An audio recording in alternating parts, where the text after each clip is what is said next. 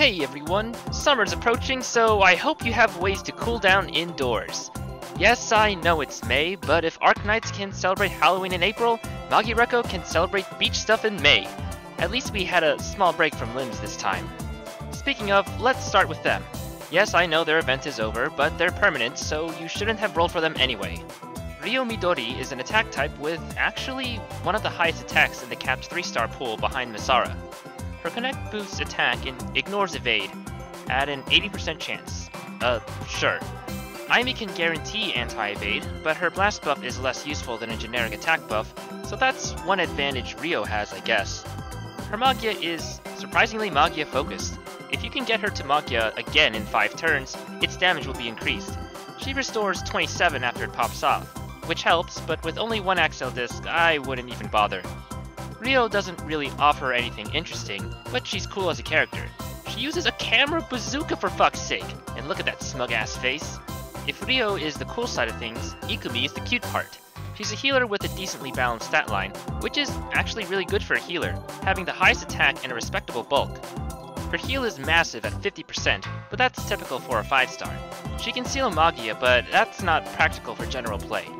Attack up is nice, but that only makes this an average connect instead of a bad one. The heal is still great though. Her Magia, on the other hand, is probably one of the better supporting Magias in the cast. It has the best AoE heal in the game, so far at 22.5%, cleanses ailments, and raises everyone's defense. I have mentioned before that investing in offense is better than investing in defense or support, but having stuff like this on hand does not hurt to have. Just keep in mind that this is a Magia, so you can't rely on it as often as other tools in your arsenal. Now, moving on to the first of the summer units, Homura is in an adorable swimsuit. It's taking all of my willpower not to squee and make stupid noises at how cute she is. Someone help me! Anyway, she's a Magia type with some of the highest stats for the typing. Her Connect has shades of Old Moemura, granting evasion and skill quick, but she also buffs attack. Considering Morimura only buffs Magia, I'd say Summer Homura is already better. This is furthered by her actually decent attack stat, making her at least a fairly okay damage unit for one with 2 A-discs. Her Magia takes notes from her cool version on the other hand, by stunning the target. It also deals 2 times damage to dark targets, and grants Homura Endure. Sadly, this Magia only hits 1 target, but has just as much use as Cool Homura's Connect and Magia. You just have to work harder to get it. Going off of that, Summer Homura is a weird blend of her 2 previous versions, her cute version being in her Connect and of course design, and her cool version being in her Magia and stat distribution. I wonder if this means we can call this her Passion version. Anyway, she would be tons better if the references in her Connect and Magia were switched, as Coolmura is just tons better than Moe, and a good Connect is usually better than a good Magia.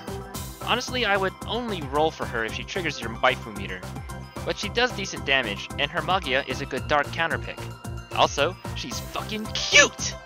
Lastly, we have Nanaka Tokiwa, who's getting uncapped after the current event and, keeping with the Idolmaster jokes, deserves to be an idol.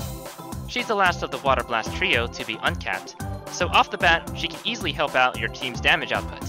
Just like the other 2, she's a balanced type, but this time she leans more towards attack. Her Connect buffs Blast at attack, and cleanses debuffs at 5 stars. This Connect is easily comparable to Yachiyo's, who buffs crit chance instead, and also buffs Blast a little more. I would argue Yachiyo's is better, since double damage will give you way more than 37.5%. Sure, crits aren't technically guaranteed, but you are likely to have a blast combo up when you use this, which means you have more chances to proc a critical hit with more targets. This doesn't mean that Nanaka's Connect is strictly weaker. If you can apply buffs like Ignore Defense and Damage Up, or debuffs like Defense Down, this buff becomes stronger. Maybe a few too many hoops to jump through, but kicking enemies while they're down? Not to mention, her Magia lowers the enemy's defense. That's pretty cutthroat for someone with such an elegant, respectable air around her. Maybe she's the real gangster here. Let's quickly compare her to Asuka, since they share the same rarity. Oddly enough, despite being in the same rarity, Asuka still technically wins over Nanaka in stats across the board. However, Nana's Connect still makes her better, because she provides better damage output. In fact, I wouldn't be surprised if Asuka's stat boost is specifically to make up for this weakness, but honestly, it's not enough. I've sung praises about Yachiyo's Uncapped, and they're mirrored for Nanaka as well. She's definitely amongst the best uncapped characters in the game, and only becomes more offensive once Spirit Enhancement hits. If you're looking for an easy-to-build PvP team, Yachio and Nanaka as a pair can be very effective even without Trekio. I can tell you this from experience in JP where we never had anything like that. Honestly, this comp was still viable even without Nanaka's uncap, but I would still highly recommend only doing this once you have both at 4 slots. Those stat gains mean a lot. Sorry for the late videos, everyone. I guess it's okay to reveal that I work at a hospital as a nurse, so you can imagine working during this pandemic is really draining. Well, I'm glad I've got a little more time before Iraha comes around, so maybe I can hit 400 rolls this time.